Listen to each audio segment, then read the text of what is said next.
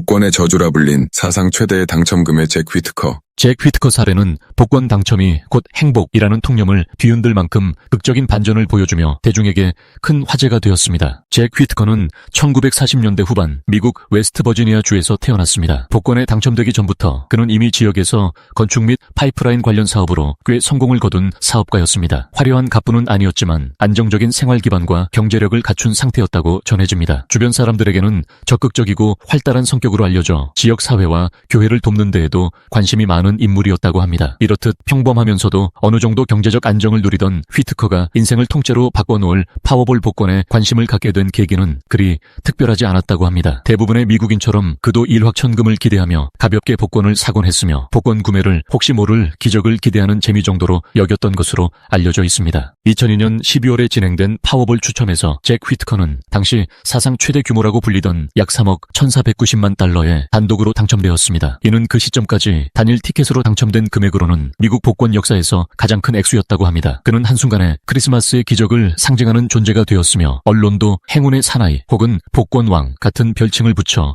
대서특필했습니다. 그는 당첨 직후 언론 인터뷰에서 내가 가진 돈은 이미 충분했지만 더 큰 선행을 할 기회를 얻었다며 상당 부분을 자선단체나 지역교회에 기부하겠다는 포부를 밝히기도 했습니다. 실제로도 그는 초기에는 기부를 활발히 해 지역사회에 수백만 달러를 쾌척하고 이웃을 돕는 등 성공한 기부자의 모습으로 주목받았습니다. 그러나 바로 이 시점부터 휘트커 주변에는 전혀 예상치 못했던 일들이 닥쳐오기 시작합니다. 막대한 재산을 노리는 각종 청탁, 사기 시도, 협박은 물론이고 법적 분쟁까지 잇따라 터져나오며 그는 자신의 계획과는 전혀 다른 방향으로 삶이 흘러가는 것을 경험하게 됩니다. 휘트커는 당첨금을 일시불로 수령하는 방식을 택했습니다. 세금 등 공제 후 실제 수령액은 상당히 줄어들었지만 여전히 천문학적인 금액이었습니다. 그러나 거액의 재산을 손에 쥐게 된 뒤 그는 곧바로 금전적 문제에 직면했습니다. 휘트커는 한 번은 차량 안에 둔 거액의 현금을 도난당하기도 했습니다. 애초에 거액의 현금을 차에 두고 다닌다는 사실이 알려지자 주위에서는 왜 전문적인 자산관리인을 두지 않느냐는 지적이 쏟아졌습니다. 또 지인이나 친척이라 주장하는 사람들이 무분별하게 돈을 요구하거나 사업 투자 명목으로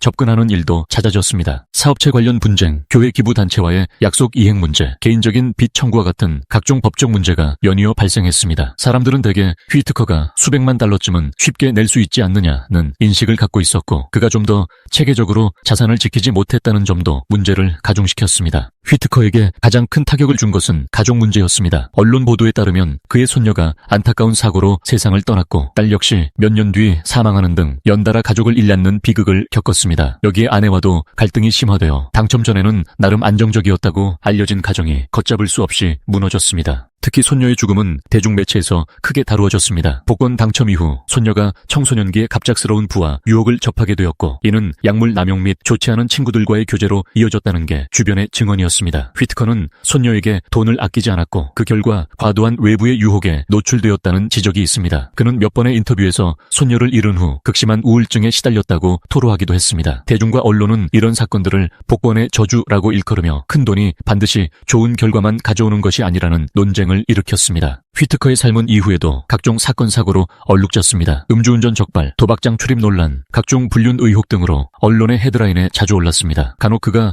지역 교회나 단체에 다시 기부를 했다는 미담이 들리긴 했지만 대부분의 대중은 행운의 사나이가 무너져가는 과정에 더 관심을 기울였습니다. 그 결과 그는 점차 대외 활동을 줄이고 사건이 터질 때마다 고액 변호사를 선임하며 소송에 대응하는 등 지쳐가는 모습을 보였습니다. 가장 큰 문제는 애초에 자산 규모를 체계적으로 관리하지 못했다는 점과 일거에 쏟아지는 심리적, 사회적 부담을 이겨내지 못했다는 부분입니다. 잭 휘트커의 이야기는 복권 당첨이 인생을 긍정적으로 바꿔준다는 로망의 균열을 일으킨 대표 사례 중 하나로 꼽힙니다. 많은 돈이 들어오면 누구나 넉넉하고 행복한 삶을 살 수 있으리라 믿기 쉽지만 실제로는 그렇지 않음을 보여준 것이죠. 여기서 얻을 수 있는 대표적인 교훈은 다음과 같습니다. 일시불로 거액을 손에 쥐는 경우 이를 어떻게 나누어 투자하거나 저축해야 하는지가 매우 중요합니다. 휘트커는 재산을 체계적으로 지키기보다 초기 감정적 기부와 현금 보유를 선택했기 때문에 각종 도난 사기의 표적이 되었습니다. 갑작스러운 부는 개인뿐 아니라 가족관계에도 큰 파장을 미칩니다. 가족들이 부의 홍수 속에서